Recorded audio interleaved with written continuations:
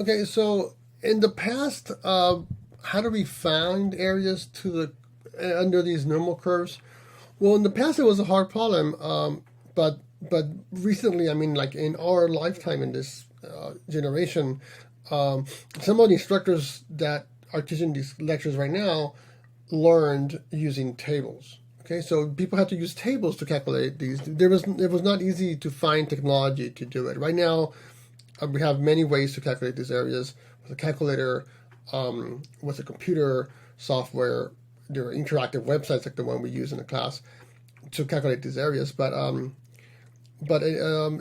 I think it's a battle between how much technology we are allowed to use, and some instructors believe that that it's still worth to learn how to do it with the table. There's some logic there that we have to understand how to use about subtracting areas.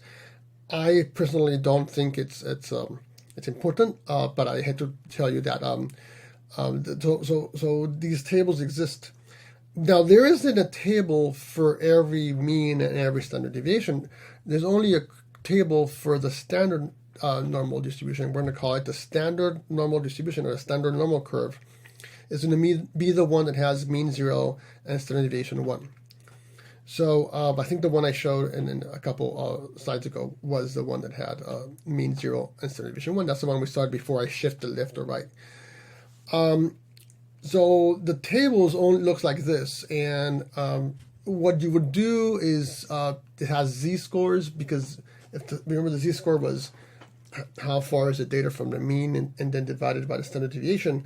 But if the standard deviation is 1, then it's just that same number, right? So whenever we talk about values under the standard normal curve, we refer to them as they are z-scores.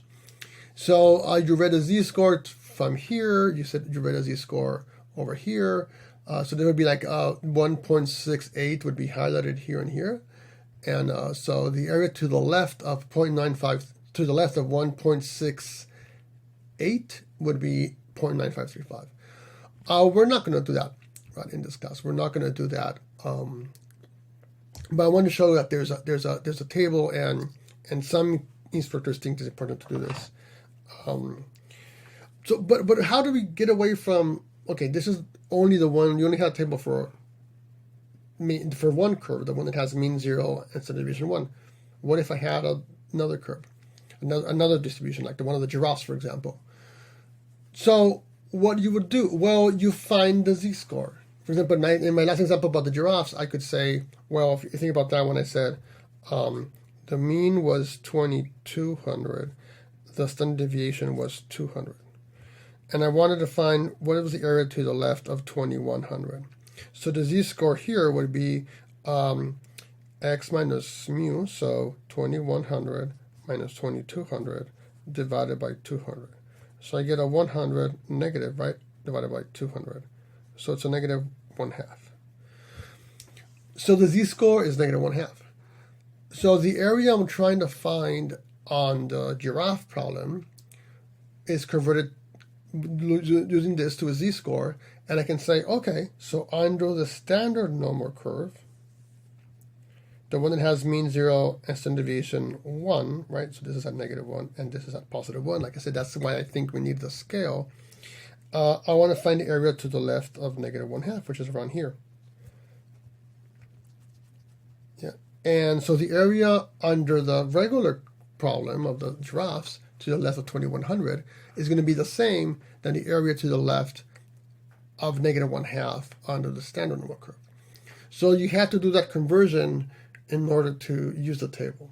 Okay, so that conversion of converting to z-scores is still used, and if you go ask for help to how to do problems in the homework or online, many times they're going to ask you, okay, go to z-scores, find it under the standard normal curve, because that's a tradition. We don't need to do that anymore right now because we have technology to do it, and I'll show in a minute how to directly find it. But anyway, this is explanation of why you would need to do that. So you would find the z-score of the x value, find the area to the left of that z-score, and that corresponds to the same area that you wanted to find on your normal distribution that had a different mean and a different standard deviation. Okay? So for a minute, in 5.1 in this section, we're only talking about the standard normal curve. So the book still has this separation between 5.1 is the standard normal curve, 5.2 let's do other curves and other means and other standard deviations. We're going to use technology, so a lot of the steps or the processes that the book does, they're going to be doing it. It's kind of a situation where the authors of the book wants to be a book that appeals to many people to use it, and they explain it in a way where if you don't want to use technology, if you want to use the tables, you would follow these steps. If you want to use technology, we can do it like I'm going to do technology, but then you can ignore these steps, right? And you can just find the other part. I'm saying that right now crystal clear in front, so that when I'm going to do problems in my examples one way, directly go to the class calc and find the areas.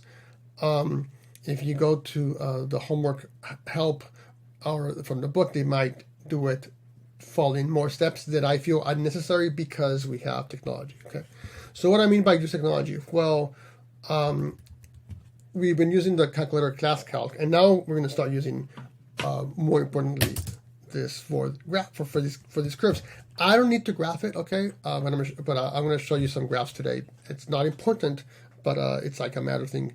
So I'm going to start with the binomial distribution that we did in the last chapter. So let me go, if I go to, I have to click here to go to stats, then distributions, and the binomial distribution. If I remember how to type that, what was a word I can type binomial dist and it will autocomplete. I think so. I didn't remember. So they put something like I think we did in that example. I showed that if the n is big, so let's put n 50, and probably the success under whatever 0.3. So if I do the probability distribution function like that, and I click the magnifying glass, it will show me that one, right? So that's what it's doing. I did something 50 times, and the probability success is 0.3. So this is the graph. The mean is about at 15, right? So 0.3 times 50, that's the mean, NP. And okay, but now remember I told you guys a little bit that this looks like a normal curve, right? So I'm gonna directly do a normal curve here. I'm gonna say, how do you find a normal curve? Well, if I go here and I click back to the menu and I go to stat, over here it has distributions, normal distribution, right? The first one on the left. So again, I click on stats, it's not on basic. I have to click to distribution plots here and click on normal distribution right there. So I get the normal dist. And here it asks you for two values, the mean and standard deviation. So if I put the 0, 1, it will be the standard normal curve. I'm going to type the one that is here, so I can type the one that has mean NP. So in that case, it would be 15, right? 50 times 0.3. And standard deviation was square root of NPQ. So I'm not going to have to do it. I can just type SQRT, that's the square root, and just type the N, which is 50, then times it by 0.3, and then times it by 0.7, because that's the formula, right? And you see that what I got here was the standard normal curve. So if I delete this one or just erase it, that's the curve that on top of the binomial distribution, you can see that, oh yeah, it is close to being a normal curve, right? It's pretty straightforward. So I did a normal distribution here. Let me get rid of the binomial. I just wanted that to show you how to graph these things on top of them. You don't need to see the graph. So how to find areas? So this one, remember when I did the binomial distribution, we had two buttons, the CDF and the PDF, and I used the PDF. So the CDF is the cumulative, and you can use it or not depending on the problem. Most of the times we want the PDF. But for the binomial distribution, I want the CDF, okay? I want the cumulative distribution function. And if you click on the CDF, it's a cumulative, it opens this like interval x between, and it gives you two values, and they're empty. If they're empty, by default, move away from that, and it has like a little faded negative infinity and infinity.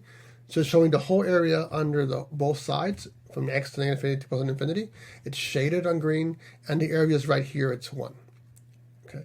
So if I want to find the area, for example, to the left of 50, sorry, this is 15, so left of 15, it graphs that, right? And that's visually what I'm doing, but I'm going to want the answer. It's 1.5, right? That's the area to the left.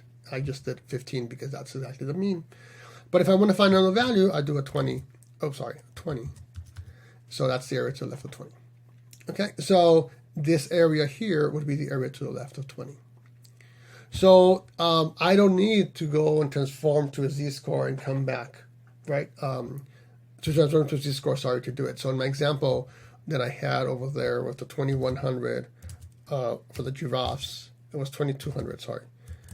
The mean was 2200 and the standard deviation was 200.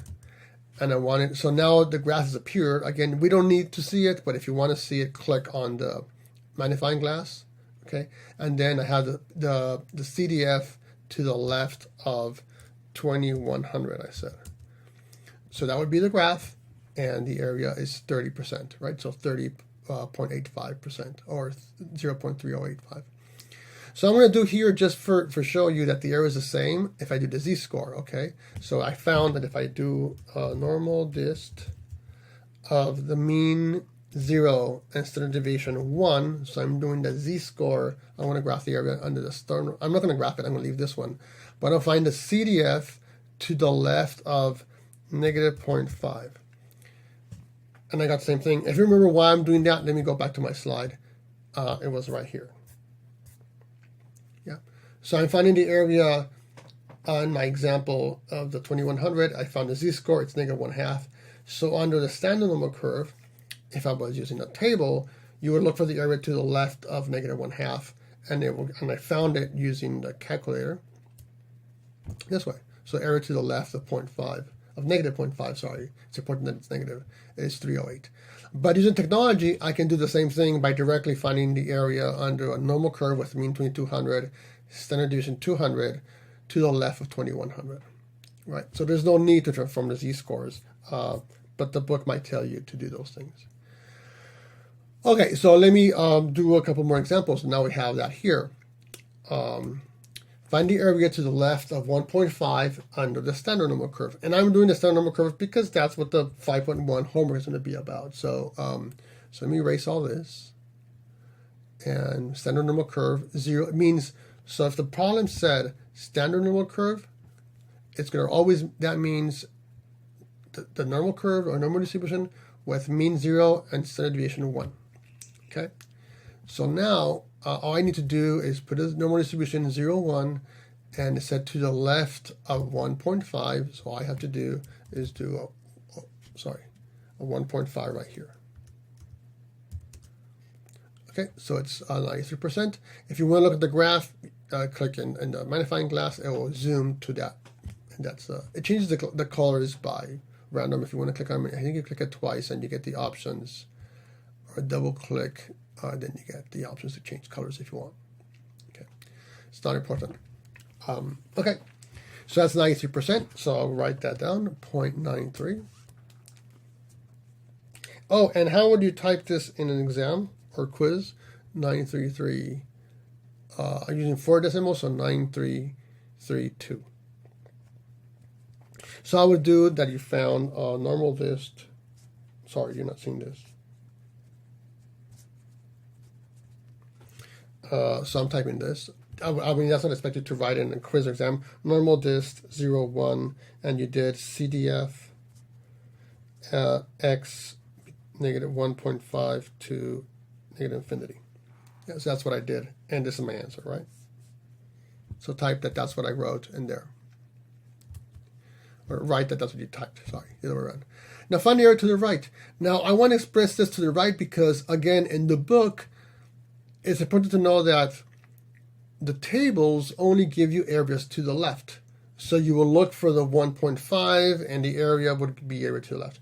If you want to find the area to the right of 1.5, I can do that, right? It's going to be, if I'm finding, let me show you the graph. So the area to the right, I want this area over here, the one that stayed white, right? But of course I can just do that by doing 1 minus this answer, right? 0.933. I run it to 2, so. Oh, I did 0, 0, not 99. What? 0.99. 32. So 0068. Right? That would be the area to the right. So when you did it with tables, there was no other way. You find if they ask you for the right area, you'll have to find the area to the left and then subtract it from 1. And that would be the answer. But of course here I don't have to do that, right? I can just directly do normal dist 0, 1, oops, sorry, 1, CDF, and I put the 1.5 on the left side. Right? And now it gives me the area to the right, right? Because now the infinity is on the right, and it's going between 1.5 and infinity.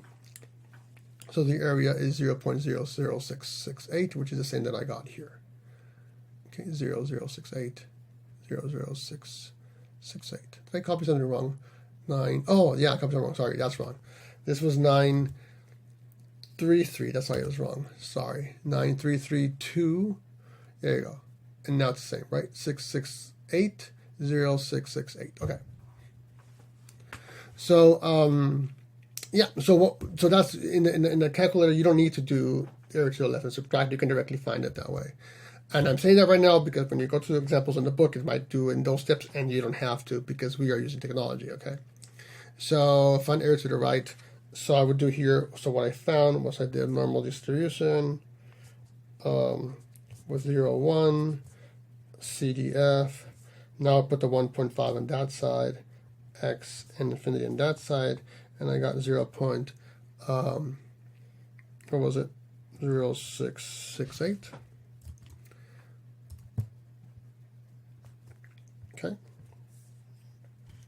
And the last question, find the area on the standard normal curve that is between the values of negative 0.1 and positive 1.2.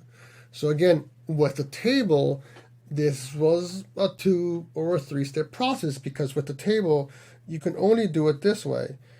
You can find for the 1.2, oops, sorry, I was still having these lines. So with the table, you would need to do for 1.2, you would find that area. For the negative 0.1, you would find that area and subtract them. Yeah, and the difference of them would be the area we wanted, the one that's right here.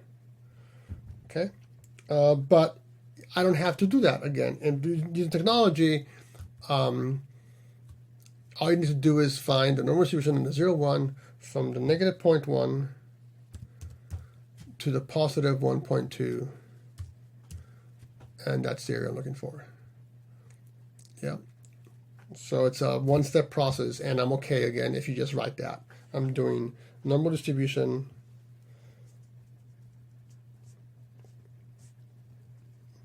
Let me tell you how I'm writing this. Normal distribution 0, 1, CDF, negative 0.1 less than equal to x less than equal to 1.2, and the answer we get was 4248. Okay. Okay, so in this section, we're only practicing the standard normal curve, most of it, and in the next section we'll move with other ones, and that will be for 5.2.